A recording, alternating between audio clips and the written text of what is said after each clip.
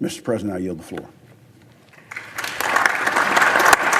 Senator Richard Burr's farewell address on the Senate floor last week shed some light on the publicly reserved, longtime lawmaker. Committees are where you roll up your sleeves and you get to work. I learned that from John Dingell in the House and from my friends Ted Kennedy and Orrin Hatch in the Senate. Friends on the Republican and Democratic side. In a fiercely partisan time, Burr, a Republican, is something of a throwback, someone who often worked across the aisle, most recently helping to pass bipartisan infrastructure, gun safety, and computer chip legislation. The 67-year-old, who rarely gives interviews and declined to do one for this story, is a bit of an enigma, at least publicly. One of his close friends in Congress is a Democrat. He's funny. He's warm. He's a bit of an acquired taste.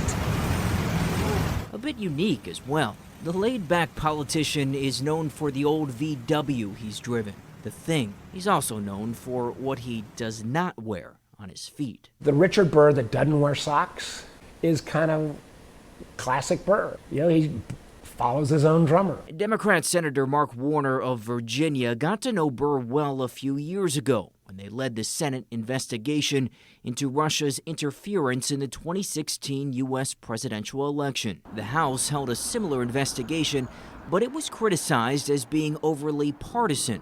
The Senate investigation was praised for its even-handedness. We didn't by any means always agree, but I think we kind of listened to each other. He was great letting our kind of mutual staffs work together to follow the truth. But in 2020, Burr stepped down as chairman of the Intelligence Committee after the Justice Department launched an investigation into stock sales he made in early 2020, days before COVID-19 caused the market to plummet. The DOJ under the Trump administration eventually dropped the investigation, although the Securities and Exchange Commission launched a separate investigation in 2021. Do you think that tarnished his image at all? More than a little bit curious to me that other senators who had said, hey, there may have been some trading done. They got cleared relatively quickly. He got his clearance on January 19th, about 7 o'clock in the evening, literally hours before the Trump administration left the White House. It seemed political to you. I'll let your viewers make that judge. That skepticism likely comes from Burr's arguably most controversial vote of his 28-year career in Washington. Mr. Burr, guilty. Burr was one of just 7 Senate Republicans who voted to impeach President Donald Trump in 2021. It was perhaps the starkest example of how he was not a strict party-line voter. Republican Senator John Thune of South Dakota is the Senate's minority whip. Ultimately, until somebody casts a vote, you don't know for sure, especially on an issue like that. But I think, he was really, like a lot of people, trying to work through the issue. The vote led the North Carolina Republican Party to censor Burr. The senator who first won election to the House in the 1994 Republican wave warned about the weight of impeachments in his farewell address. Nobody wins in impeachments. Congress should resist the temptation to treat impeachment as just the newest form of political opposition. That vote put Burr in the headlines, a place his colleagues say he doesn't seek.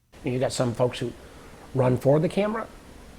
He's not one of those guys. Richard's kind of one of those people who very quietly figures out ways to get things done, and a lot of times on issues that perhaps aren't the ones that are on the 6 o'clock news at night. Issues like health care. Burr authored the creation of the Biomedical Advanced Research and Development Authority, which Burr says was critical in the rapid development of the COVID-19 vaccine. He also introduced legislation that allowed families to save for the long-term care of a child with disabilities through tax-free savings accounts. In a job like this, you have to be able to build coalitions, build bridges, to try and get things across the finish line. As Burr comes to his own finish line inside the Capitol, it's unclear what may be next for him. What is clear is the senator, who has a home in the Outer Banks, will have even more reason to go sockless. In Washington, Reuben Jones, Spectrum News 1.